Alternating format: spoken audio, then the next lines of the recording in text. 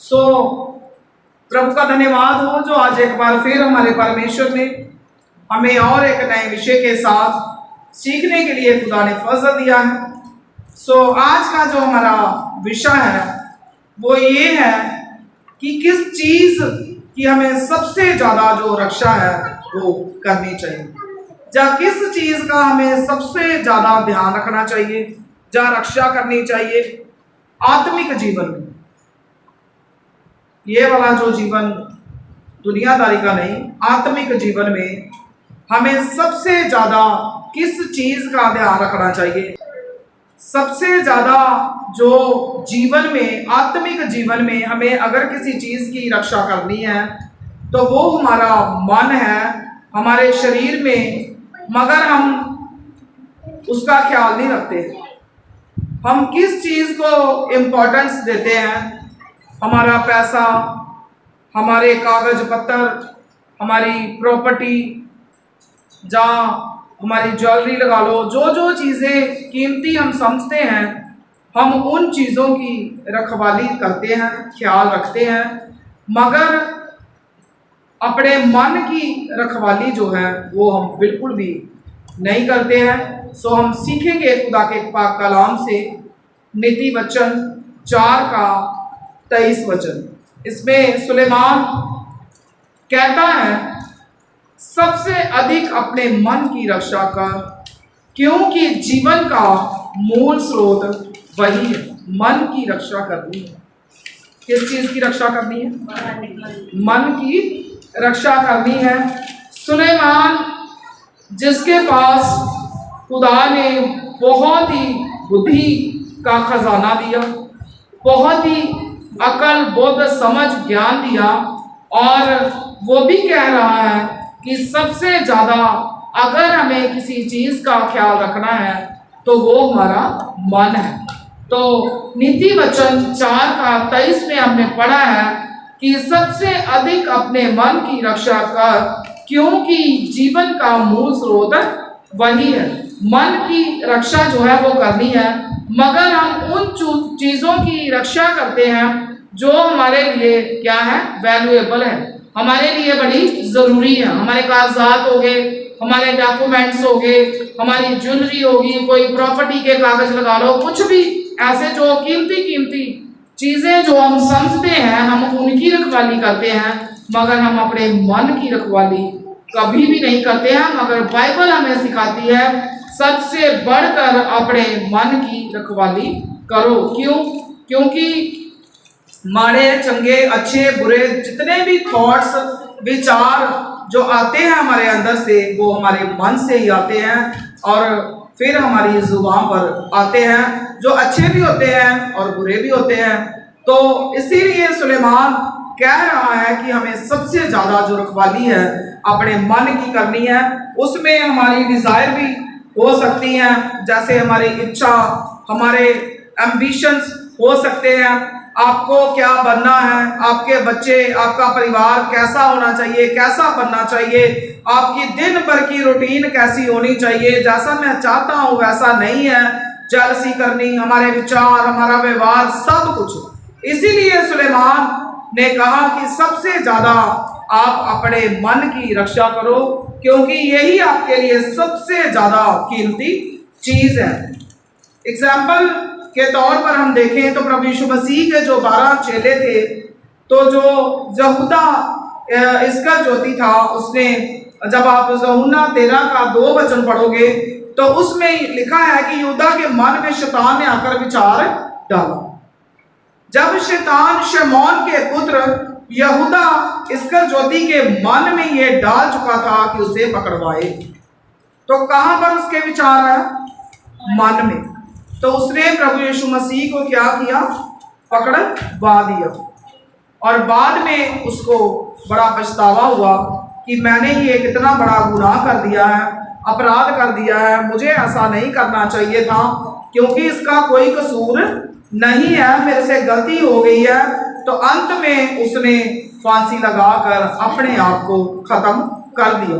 कहने का मतलब है, अगर यहूदा इस्करियोती ने अपने मन की राखी की होती, जहाँ अपने मन पर ध्यान लगाया होता, उसकी रक्षा की होती, तो शायद वो प्रभु यीशु मसीह को पकड़वाने वाला ना शख्स बनता।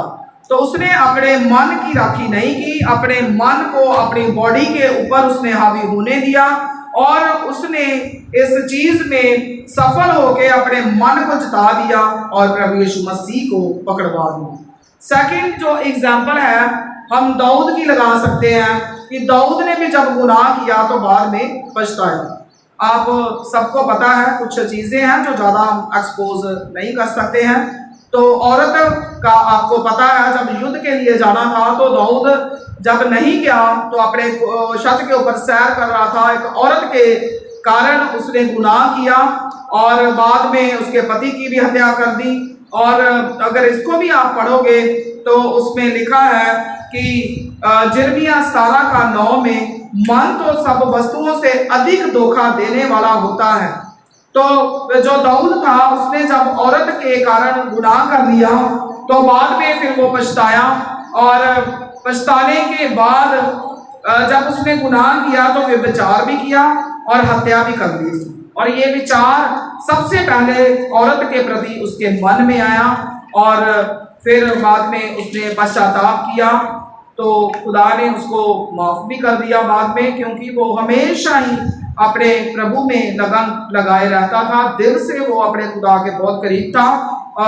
मगर जो उसने गुनाह किया वो मन के जरिए से उसने जो गुनाह है वो दाऊद ने भी किया है और बाद में उसको पछताना पड़ा और जो उसने किया वो परमेश्वर की निगाह में बहुत ही बुरा था जो उसके मन के द्वारा हुआ। अपने मन की जो रक्षा है मेरे भाइयों और बहनों हमारे लिए बहुत ही ज्यादा जरूरी है।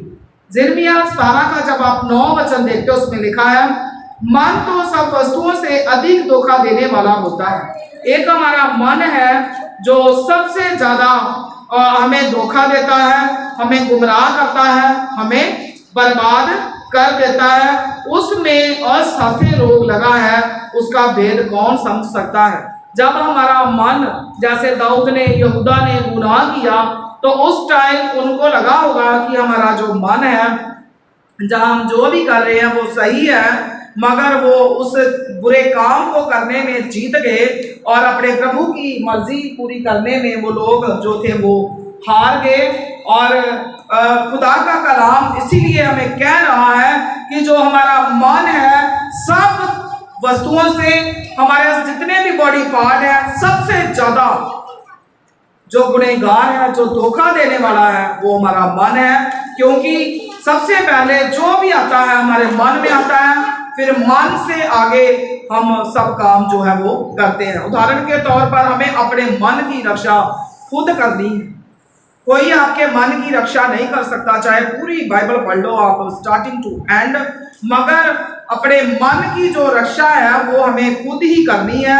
कोई घर का अगर आप बोलो कि कोई मेंबर हमारे मन की रक्षा कर ले, मेरा पति कर ले, पति कहे मेरी पत्नी कर ले, मेरे बच्चे मेरी रक्षा करें, या मेरा पासवान, मेरा पास्टर, मेरा पादरी मेरे मन की रक्षा करे, जहाँ खुदा करे, तो पॉसिबल नहीं है।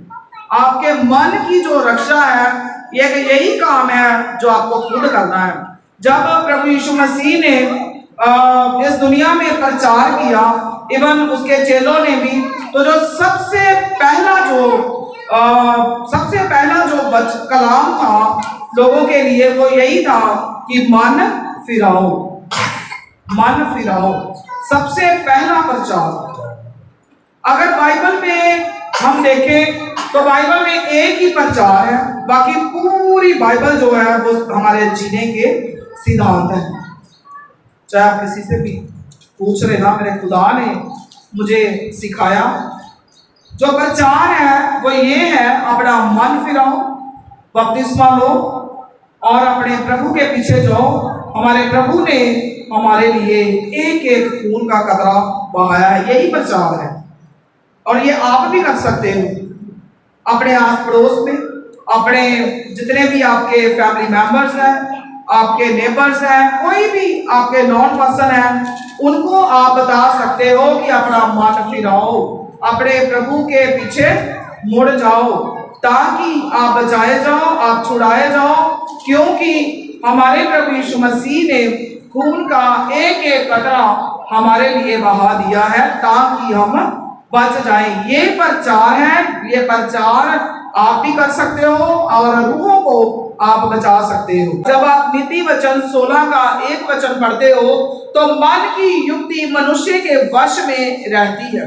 एक मन ही है जिसको इंसान अपने वश में रख सकता है और किसी चीज को नहीं रख सकता है। और जो जो हमारे मन से विचार निकलते हैं उनको भी हम वश में रख सकते हैं। मन की युक्ति मनुष्य के वश में रहती है, इंसान के वश में रहती है, परंतु मुंह से कहना यहोवा की ओर से होता है।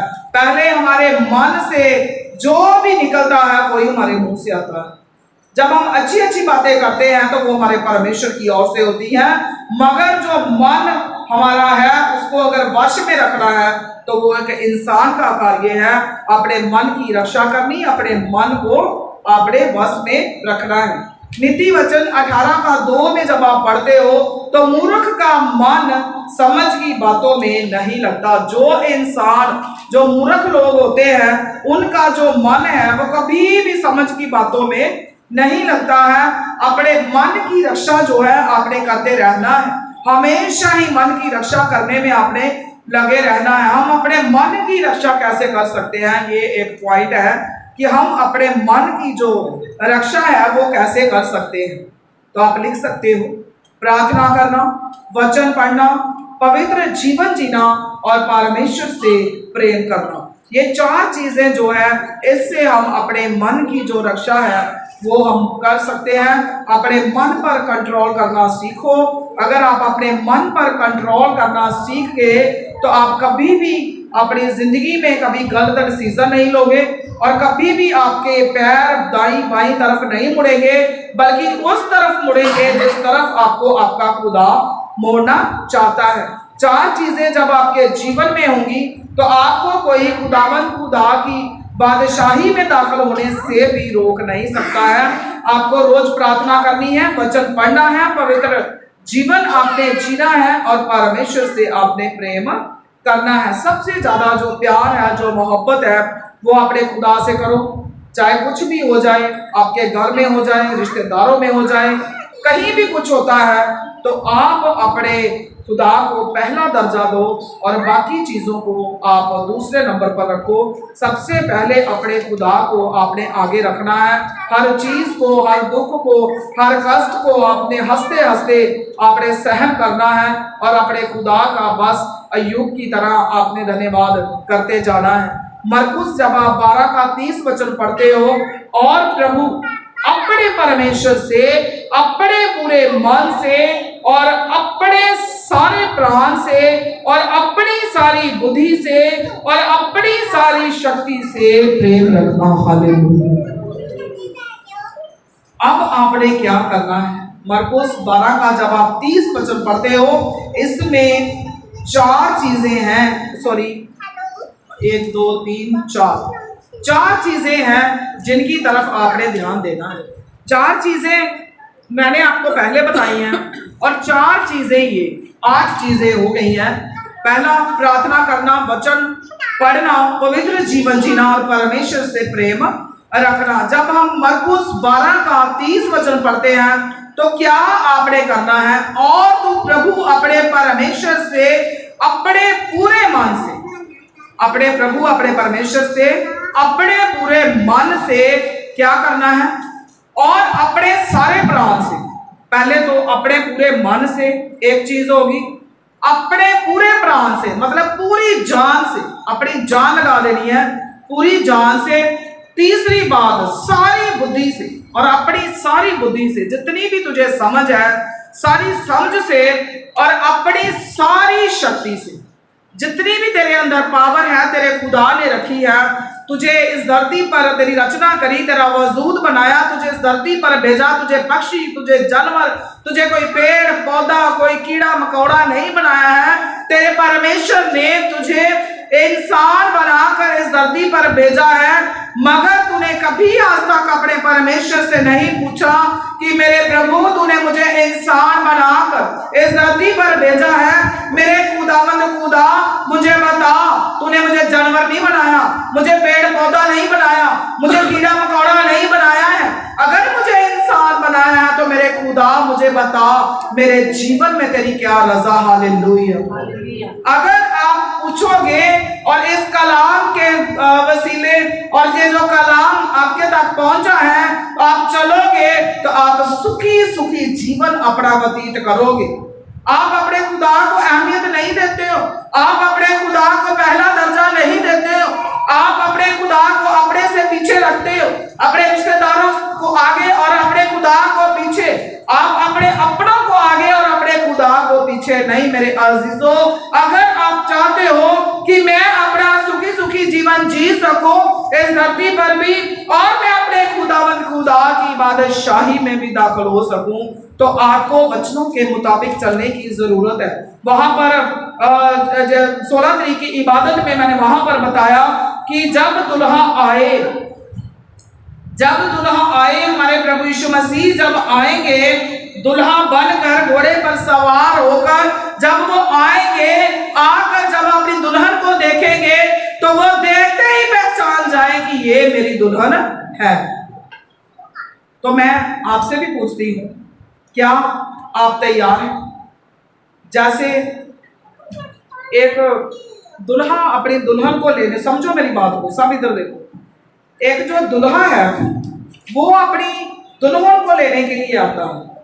जो दुल्हन है वो कई महीने पहले अपने लिए सलोन बुक करवाती है, अपने लिए लहंगा पहनना है, साड़ी जो भी उसने वेयर करना है उसका इंतजाम करती है, रेंट पे लेना है, जब अपना परचेज करना है। उसके बाद अच्छे अच्छे जूतों का इंतजाम, ज्वेलरी, मेकअप, मतलब हर चीज का एक दुल्हन जो है इंतजाम करती है, क्योंकि मेरे दूल्हे ने मुझे लेने आना है और मैंने अपने आप का श्रृंगार जो है वो करना है। तो प्रभु यीशु मसीह जो दुल्हा है, जब उसने लेने आना है, तो जब वो अपनी दुल्हन को पहचानेगा कि ये मेरी दुल्हन है, तो सेम थिंग्स जब हमारे प्रभु यीशु मसीह घोड़े पर सवार, सफेद घोड़े पर सवार होकर आएंगे, तो वो अपनी दुल्हन को कैसे पहचानेंगे? वो भी आपका श्रृंगार देखेंगे, क्या ये मेरी जो दुल्हन है, ये जो प्रभु यीशु मसीह की दुल्हन होगी, जिनको देखते ही वो पहचान जाएंगे कि ये मेरी दुल्हन है। उसमें भी चिन्ह होंगे। प्रभु यीशु मसीह की जो दुल्हन है उसका भी श्रृंगार होगा, वो आत्मा से श्रृंगारी होगी, वो दुआ करने वाली होगी, वो सच्चे मन वाली होगी, वो प्रभु को पूरी तरह से अपना दुल्हा मानने वाली होगी। उसमें सारी चीजें होंगी, पवित्र आत्मा से भरी होगी, जलाल से भरी होगी, कुव्वत से भरी होगी। इसीलिए जब दुल्हा आएगा तो देखते ही पहचान जाएगा कि ये मेरी दुल्हन है। Hallelujah, hallelujah. अब आप बताओ, क्या आप प्रभु यीशु मसीह की दुल्हन हो कि अभी दुल्हा आए और आपको उठाकर ले जाए कि वाकई ये मेरी दुल्हन है, आपको पहचान ले? क्या आपको लगता है? अगर कोई है तो प्लीज अपना हाथ खड़ा। आपको भी पता है कि नहीं? तो क्या करना है? श्रृंगार करना शुरू करो। जैसे एक दुल्हन जो है वो श्रृंगार का सामान इकट्ठा करने में कितना वक्त लग जाता है, लगता है कि नहीं लगता? तो अब आप बोलो कोई ना, रात को आएगा दुल्हा तो जल्दी जल्दी माफी मांग लेंगे, चल पड़ेंगे, ऐसा कुछ भी होने वाला नहीं है। तो आपको क्या करना है? अपने दुल्हे के लिए सजना संवरना शुरू कर दो।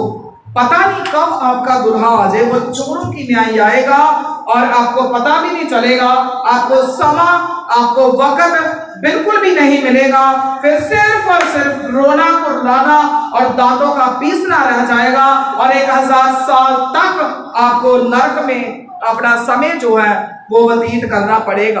पूरे मन से प्रेम करना है। मरकुस 12 का जब आप 13 वचन पढ़ते हो, उसमें लिखा है कि अपने पूरे मन से क्या करो? प्रेम करो। भजन संहिता 119 का जब आप 11 वचन पढ़ते हो, उसमें भी लिखा है अपने मन को वचन से भरना है। परमेश्वर के वचन को प्रतिदिन याद करना है। अपने मन को खुदा के कलाम से, खुदा की वाणी से, खुदा के पवित्र शब्दों से हमें भरते रहना है। चाहे रोज रोज 1 या 2 वर्सेस आप याद करो, अपने हृदय की फटिकों पर आप लिख लो, आप उसको याद करो। जब आप दुआ करते हो तब भी आप बस ये नहीं है तारीफ तारीफ तारीफ तारीफ धन्यवाद, ठीक है, अच्छी बात है, मगर खुदा के जो कलाम है, जो उसके वायदे हैं आपके साथ, जो जो इसमें लिखा है, छोटी छोटी वर्सेस जो है उसको याद करो। और जब आप दुआ करते हो, दुआ में उसमें आप बोलो, जैसे आप बोल सकते हो कि खुदा बाप, आपने आपके कलाम में लिखा है, जागते रहो और प्रार्थना करते रहो ताकि तुम परीक्षा में ना पड़ो। आए मेरे प्रभु यीशु मसीह, मुझे जागते रहने के लिए हर तरह की सुस्ती, लापरवाही, लगर्जी को मेरे अंदर से दूर कर दे, और ताकि मैं प्रार्थना में लगा रहूं, ताकि मेरे जीवन में कभी भी कोई परीक्षा आए, कोई इम्तिहान आए, कोई कष्ट आए, कोई रुकावट आए, तो मेरे खुदावंद खुदा, मैं तुझसे प्यार करने में पीछे ना हटूं। हालेलुया। ऐसे छोटी छोटी वर्सेस जो है वो आपने याद करनी है। जैसे अभी आपने सुना था कि अपने पूरे मन से, अपने सारे प्राण से, अपनी सारी बुद्धि से, अपनी सारी शक्ति से, अपने परमेश्वर से क्या करना है? प्रेम करना है, मोहब्बत करनी है। तो आप कह सकते हो दुआ में, प्रभु मैं अपने पूरे मन से, पूरी समझ से, और मैं अपने पूरी जान से, पूरी ताकत से खुदा मैं आपसे मोहब्बत करूंगा। पहला ही वचन है, पहला जो प्रभु यीशु मसीह ने प्रचार किया, मन फिराओ, तो आप भी कह सकते हो कि प्रभु मुझे मन फिराने के लिए फजल दो। तो आप देखना, जब आप जैसे आप आधा घंटा दुआ करते हो, जहाँ 20 मिनट, 15 मिनट, 10 मिनट, तो जब आप ऐसे करोगे ना तो आप लंबा समय दुआ कर पाओगे। जरूर आप छोटे छोटे वचन जो है जरूर उनको याद करो। आप कह सकते हो, खुदा के कलाम में लिखा है, मांगो तो तुम्हें दिया जाएगा, ढूंढो तो तुम पाओगे।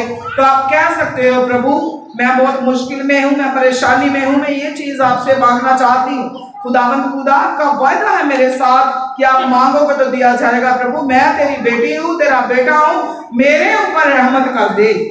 ऐसे वायदे अपने जो है वो आपने अपने प्रभु के आगे रखने हैं।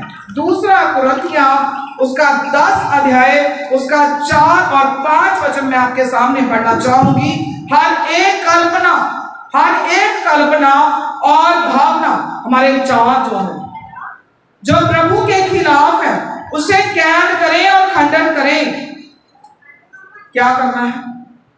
जितनी भी हमारी कल्पनाएं हैं, जितनी भी हमारी कल्पनाएं क्या है? कल्पना, किसी चीज की कल्पना करनी, इमेजिन करना, किसी चीज के बारे में सोचना, विचार करना, उसको बोलते हैं कल्पना। मैं अब कल्पना कर रही हूं कि मुझे मीटिंग के बाद ये काम करना है, ये भी एक कल्पना है, मैं विचार कर रही हूँ, इसको बोलते हैं हिंदी में कल्पना। और भावना जो प्रभु के खिलाफ है, ऐसे विचार जो आपके प्रभु के खिलाफ है, उसे आज के बाद आपने कैद कर लेना है। अपने मन पर हावी नहीं होने देना है, उनको अपने वश में कर लेना है और उसका खंडन करना है, उसको रद्द आपने कर देना है। कैसे भी विचार जो हमारे परमेश्वर के खिलाफ आए, बच्चों की टेंशन, शादी की टेंशन, पढ़ाई की टेंशन, अमीरी गरीबी की टेंशन, कोई भी किसी भी तरह के विचार कल्पनाएं आपके मन में आती हैं, तो अपने मन से उनको निकाल कर फेंक देना है, उनको इंपॉर्टेंस नहीं देनी है और अपने मन पर आपने कंट्रोल कर लेना है, उसको अपने वश में करना है। आपके अंदर विचार, जेलस, क्रोध, कोई भी बुरा विचार हो सकता है, उसको भी आपने कैद कर लेना है, उसको भी आपने खंडन करना है, उसको आपने रद्द कर देना है, उसको आपने छोड़ देना है। हमें ऐसी सोचों पर ध्यान देना है जो हमें अपने खुदावंद खुदा के नजदीकियों में बढ़ाए। हमें ऐसी सोचों के ऊपर ध्यान नहीं देना है जो चीजें हमें अपने खुदा से दूर कर दें। मेरे अजीजों, समय बहुत कम है। प्रभु यीशु मसीह की जो आमद है वो बहुत ही नजदीक है। ये दुनियादारी एक चक्कर व्यू है और इस चक्कर व्यू में आपने पास होकर एक बादशाह बनना और एक बादशाही को हासिल करना मेरे अजीजों को आसान बात नहीं है। आप अपनी तैयारी जो है खुदावंद खुदा की बादशाही में शरीक होने के लिए, उसमें शामिल होने के लिए कर रहे हो, तो क्या ये इजी है? क्या ये बहुत आसान है? ये बहुत ही मुश्किल बात है मेरे अजीजों। इसके लिए आपको इस संसार के चक्रव्यूह से आपको बाहर निकलना होगा। आपको कभी भी कोई दुख, कोई कष्ट, कोई लड़ाइयां झगड़े कुछ भी है, इसको अपने ऊपर हावी ना होने दो। अपने आप की तरफ देखो।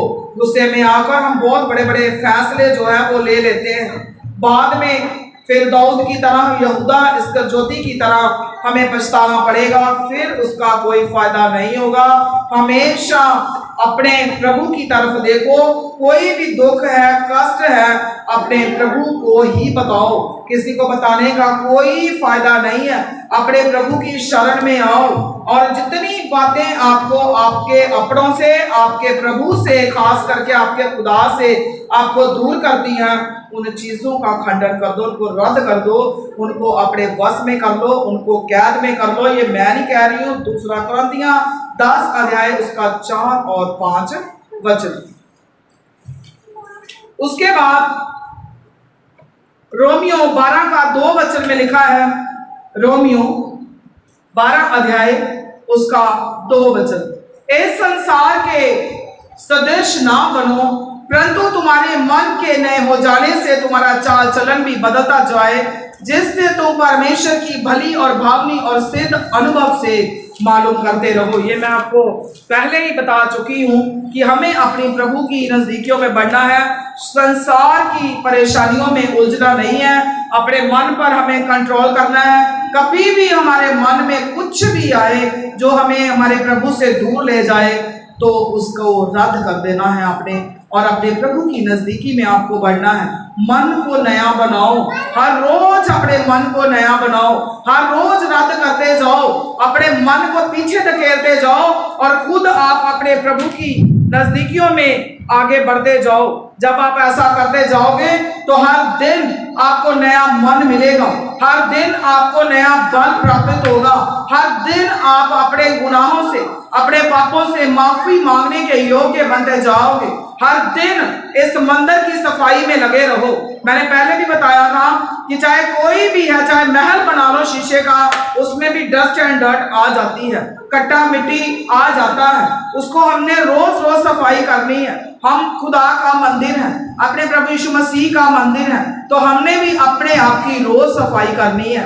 रोज बिस्तर पर जाने से पहले अपने प्रभु से माफी मांगनी है।